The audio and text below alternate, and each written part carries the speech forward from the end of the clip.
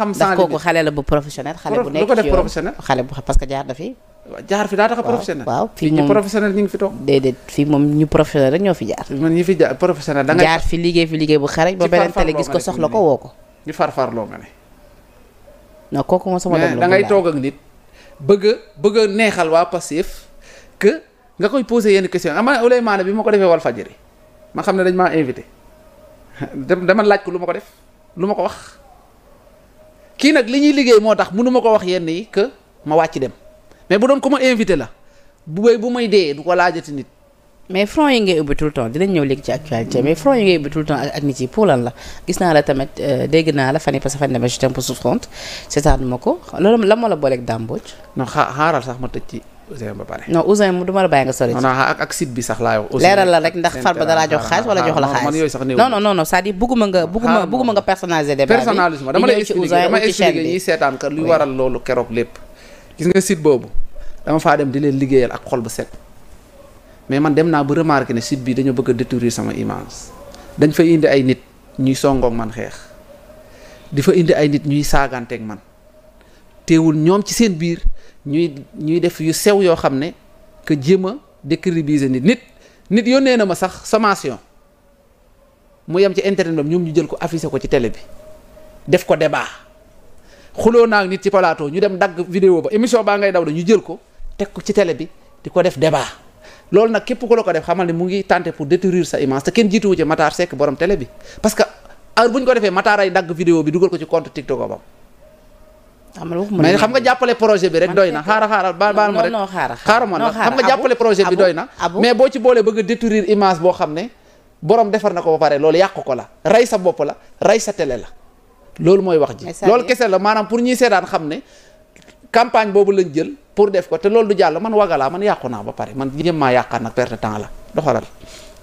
nga ni yàq nga ba pare jéem maa yàq perte temps man wagalaa di Sénégal yëpp xam nañ man wagalaa man boo bëggee ko la saagal Ousmane Sonko sax yow mi boo bëggoon ko la saagal Ousmane Sonko sax tegal 1 million ci taawal bi ma waxal la ko lu la neex loolu lañ bëgg a dégg man moo tax affaire yi méttiwul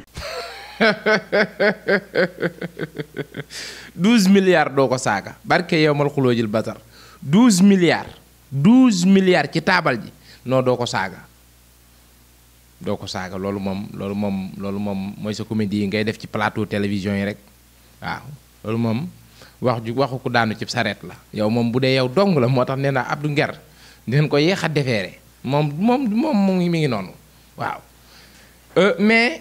loolu débat bi man fi may ñëwee juste rek mooy Abdou Nguer Ouzin deful la dara Ouzin dara la deful maanaam kay Ouzin da la poser question boo xam ni non jour boobu daw rek moo la arrangé parce que nag dafa am yow Ouzin da laa xam nga ñi ngay guux seen maay ni nii ci image yi télévision yi ak site d'internet yi ñu lay seetaan te xamuñu Abdou Nguer ana yow ana man la ñooñu maanaam lekk seen yuur gi dafa yomb mais yow Ouzin da laa xam yow bañ nga ba yaa ko wax dafa doon site boo xamante ne da nga doon liggéeyal da nga doon liggéey ci site bi voilà mais nga ni dañoo dem ba ci biir commencé détruire sa image déedéet yow yaa détruire sa image yow sa bopp yow yaa yàq sa image lan moo tax sa image yàq Abdou Nguer ay fen parce que dem nañ ba xam ni yow non Abdou Nguer da ngaa tax la de doo wax dëgg man ñàkk wax dëgg rek mooy sans problème ci yow maanaam li ngay wax lépp man dara dérangé wu ma ci mais man li ma dérangé mooy fen yi maanaam yow di nga nekk sa kër sax laa lay wax nii nekk sa biir néeg sa néeg di tàkk nga yuuxu ni wuy wallooy ñu ne noo day fen rek dara jotu ko nii lay def maanaam tàmm ay fen dafa baaxul keroog dangaa daw ñëwoon naaj dama ciy ñëwaat dangaa daw waxit dangaa daw parce que question bi la Ouzin posé Penda posé na la ko Sénégal 7 te yoo ci yàbbi te waxoo ci doo ci wax parce que liñ lay wax xam nga ni moo nekk waxoo ci neen Abdou Nguer waxoo ci ak neen xëyoo gontoo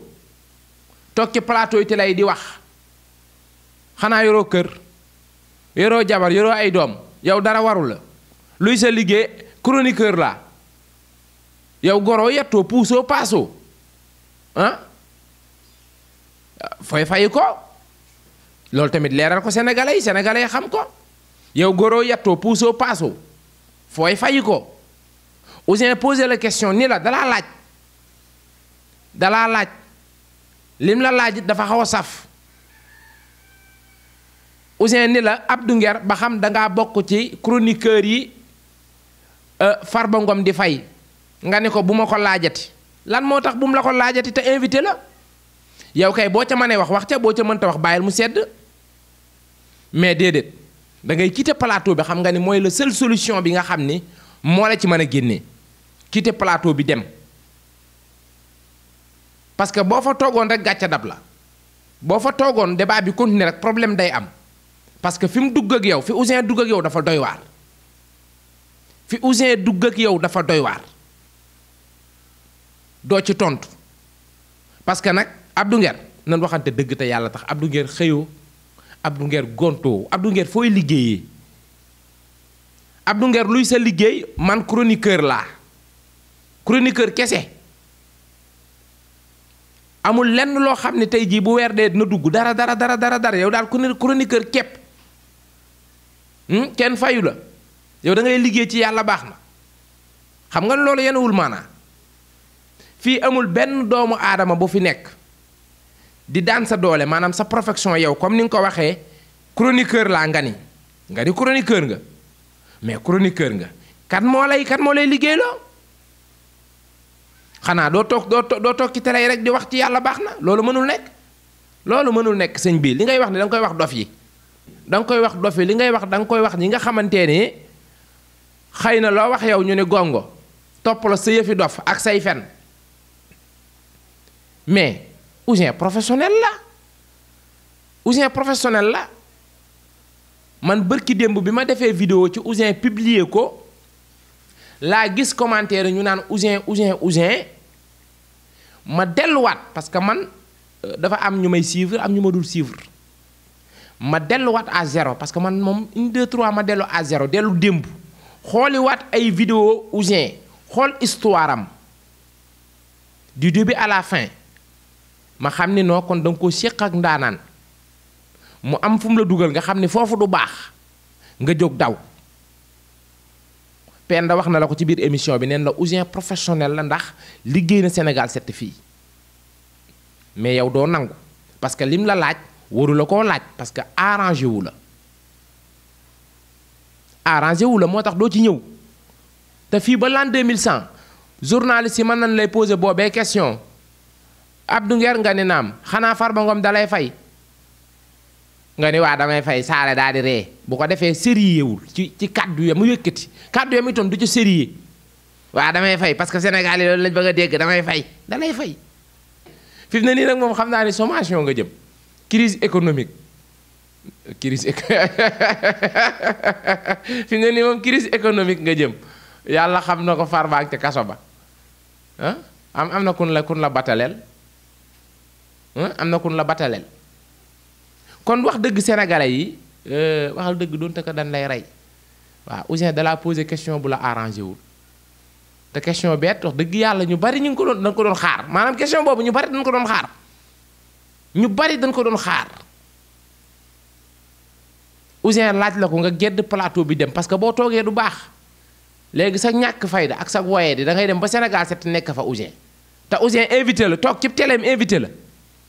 Ouzin toog ci site d'internet am invité la nga toog waxtaan ak moom la nga wax Sénégal 7 lan moo tax woo ko Ouzin mais dangaa jóg daw xam nga ni foofu du baax parce que question bi mu la posé moo métti attanoo ko attu dafa métti doo ci tontu kon bu fekkee Abdou Nguer dangaa yaakaar ne yow da ngay use sunu maay nii yu maanaam di ñu fowe nii Abdou Nguer mi ngi fowe nii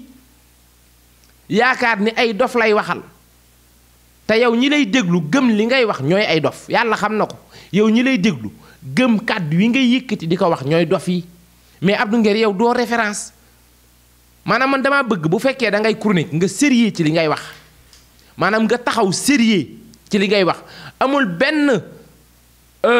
émission bu Abdou Nguer mas a def du début à la fin toog fa tenir ay discours am ba mu jeex maanaam sérieux ci amul dafa sérieux wul ci li muy wax moo tax li ngay wax yow pour nit ñi yow di nga wax dëgg sax ñun la li ngay wax du dëgg parce que da ngaa sérieux wul ci li ngay wax dañ koy sérieux wul nit da ngay taxaw sax wax ful la wax fayda mais dàggasante maanaam ku la ko sabañ nga ne xaaral ma yàqi ko loolu du rôle chroniqueur ñëw nga ci Dame Mbodj Sénégal 7 gars yi ñoo ma yëpp moo tax bésum kanam borom ma ko mën a faj xaw ma kan muy tuddaat fii bi meeru daam seytaane nag te nag daam bi mu ne nii li ma dama ko dóor sommation ndax sama papa daam la tudd rek moo tax mu dóor ko sommation mais ngumba ngéwul na mu fa nekkeek fa mu jaar ak xale bu jigéen ba mu fa amal problème ak yépp maa ngi ko téye xale bu jigéen bi laay protéger nag moo tax ma avertir daam te maa ngi koy xaar nag na tuddaat sama tur. maanaam Dame Mbodj def na émission wax la ay dëgg wax la kàdduy dëgg Dame Mbodj lim la wax du début à la fin lépp dëgg la mais au lieu que nga ñëw indi ay argument maanaam teg ni Dame Mbodj kat la mu waxoon lii ak lii ak lii ak lii moo ko weddi déedéet doo ko def parce que xam nga ne lim la wax dëgg la te amoo it xam-xam boo mën a teggee waxi Dame Mbodj léegi lan mooy sa meilleure solution yow Baye Dame de la ma ko xamal ci ay fen ci ay fen Baye Dame la ma ko xamal diggante ngumba ngéewul ak xaw ma fan ak fan xale bu jigéen ba noonu parce que ñun yii miis nañ ko ci yéen nag parce que sa baay le père de la nation bi fi nekkoon maanaam ay sosam ak wax lu nekkul moom la nekk woon ci réew mi fukki at ak ñaar yoo xamante ni mës sa taxaw wax kàddu boo xam ni mën nañ koo yóbbu vaar ni kii de li mu wax dëgg la fukki at ak ñaar Macky Sall def na ko ci réew mi mësuma fàttaliku fu Macky Sall waxee kàddu yoo xamante ni waa APR dañ koy jël indi waxi démbam teg waxi tayam comme ñun leen koy defee nii ci Ousmane Sonko amul maanaam waa APR Ousmane Sonko wasin na dong leen déggul ci moom lépp loo xam ne kàddu bu ñaaw la waa APR yëkkati nañ ko teg ko ci deru Ousmane Sonko mais yàlla suñu borom néewul waaw waaye comme yow ci formation boobu nga génn Baye Dame wax na loo xamante ni yow mënoo teggi yooyee tuuma maanaam kàddu ya Baye Dame yëkkati teg sa der yow amoo ay argument yu ko teggi lan laay def est-ce que du ma ko jéem a sosal ab soskat foo ko fekk fenkat la ab soskat foo ko fekk ab fenkat la képp kuy sos ay wax maanaam inspiré wu benn affaire boo xam ne da nga koy inspiré wu maanaam pour wax ko mu bëgg koo dugal far force imposé ko Sénégalais yi képp koo gis kuy def loolu du waxkatu dëgg man loolu rek moo ma metti ci Abdou Nguer maanaam say discours moo sérieux wul yow nga wax dëgg sax bis dina ñëw nga taxaw wax fi lu nu weng ñépp xam ne lii dëgg la mais kenn du ko mën a gëm parce que da ngaa sérieux wul problème mu sérieux nga am yow Dame Mbodj génn wax la lim lay wax mais yow génnal en tant que meilleur chroniqueur génnal teggi waxi Dame Mbodj mais nag amoo ay argument yu ko teggi xam nga ni la Baye Dame wax am na léegi li ngay def mooy jikkoy rokk ak xujja Baye Dame li ma ko xamal dama ko xamal ngumba ngéewul dama ko xamal bërëb nàngam loolu dafa yomb li nga xamal Dame Mbodj da ngay génn nga wax ko du ci ñëw ba xoolal fii ba 1975 vidéo yaa ngi daw chaque jour nga def émission fii ba l'an 2100 Abdou Nguer doo ci ñëw ñi ngi lay déglu nag ñi ngi lay déglu de ñi ngi lay déglu ndax du ñàkk bis ñëwaat Dame Mbodj am parce que Dame Mbodj moom amul benn intérêt toog ci plateau di wax ci yow amu ko mais bis dina ñëw xëy na nga fëlaat ci actualité journaliste si toog posé Dame Mbodj question bu jëm ci yow Baye Dame day ñëwaat ci yow na nga fexe ba bu Baye Dame ñëwaatee ci yow maanaam nga ne bu Baye Dame génnaatee tudd la na nga fexe ba bu Baye Dame Mbodj ñëwee génnaat ci yow na nga génnaat wax li nga ko xamal ngumba ngéewul na nga génnaat tax doo ci ñëw da ngay fen ñun xam na da ngay fen li ngay wax amul mais juste rek li ngay wax parfois am na journaliste yoo xamante dañuy neexal Ousmane Sonko déedéet au contraire yow da ngay ñëw bëgg a sosal doomu aadama bëgg a yàq image am ndax neexal ñële wala supporter yi lay seetaan pour féexal seen xol ñu naan la courage Abdou Nguer courage Abdou Nguer courage Abdou Nguer ñu ngi lay encouragé sa musiba parce que man damaa bëgg boo doonee meilleur chroniqueur ñu nommé la ko tabb la ko maanaam del participer ci débat d'idées maanaam débat d'idées les meilleurs chroniqueurs instant bi ñu toll nii ñi ngi participer ci débat yi nga xam ni nan la ñuy def ba Sénégal ñoŋ ñi sàcc alali réew mi luubal ko nan la ñuy def ak yenn stratégie lañu war a teg ak gouvernement bi am na droit wala amul droit ci jàpp ñi nga xamante ne ñoo luubal alali askan wi foofu la débat réew mi toll foofu la débat meilleurs chroniqueurs yi may déglu yépp jamono ji ci loolu la ñu ne waaye Abdou Nguer la ma xamal daam man goney APR yi goney Pastef yow maanaam say débat man daal Abdou Nguer yaa ngi noonu yow daal mbay yàlla waaw yaa ngi noonu daal yow daal mbay yàlla quoi waaw mbay yàlla yal na la yàlla defal jàmm te yal na la yàlla yërëm it natt bi nga xam ne yàlla teg na la ko mu teggi la ko ci fair pell maa ngi koy ñaan yàlla subhanahu wa taala waaw mais man damaa yaakaaroon ni weer wi ñu nekk maanaam weeru koor wi ñu nekk di nga fégal maanaam fen yi nga fégal tuuti rek 30 jours yàggul yàlla xam na ne Abdou Nguer muñ ko fanweeri fan yàggul maanaam nga fégal 30 jours rek ñu dallu mën a récupérer nga ñëwaat non ma Abdou Nguer phénomène nga nag non phénomène nga tu es extraordinaire en matière de mensonge non dangaa mën a fen Abdou Nguer dangaa mën a fen dégg naa sax nga ni waa Sen Teranga dañ lay invité sax ak ay nit ñu lay saaga ci plateau yow képp ku la saaga rek wax nga ko lum la saaga yow képp ku la saaga wax nga ko lum la saaga képp ku la noq ci plateau wax nga ko lum la noqe non dañuy wax li fi nekk rek parce que dangaa mën a sos te am na ci ay nit ñoo xamante ne fen yii ngay fen ñu lay seetaan buñ mënoon a jot ci yow rek nga mais nag dañoo mënta jot ci yow yow am na ñoo xamante ne bu ñu doon participer débat yow ak ñoom 30 minutes wala 5 minutes lekk nga ni cocc mais am na ñoo xamante ne jomb nañ toog ak yow face à face nii jomb nañ ko wax dëgg yàlla jomb nañ ko jomb nañ taxaw di jàkkaarloo face à face di séq ak yow ay débat d'idées journalistes yi nag wax dëgg yàlla comme ñoom seen liggéey la ñu nekk ñoom dañuy góorgóorlu rek te mën a assumer fen yi nga xamante ne yaa ngi koy fen ci plateau télévision yi ñu koy déglu xam ni da ngay fen mais nag journaliste bi amul droit ni la Abdou Nguer da ngay fen voilà looloo tax Sénégal compliqué instant bii nii looloo tax sa situation compliquée maanaam journaliste bi amul droit ni la Abdou da ngay fen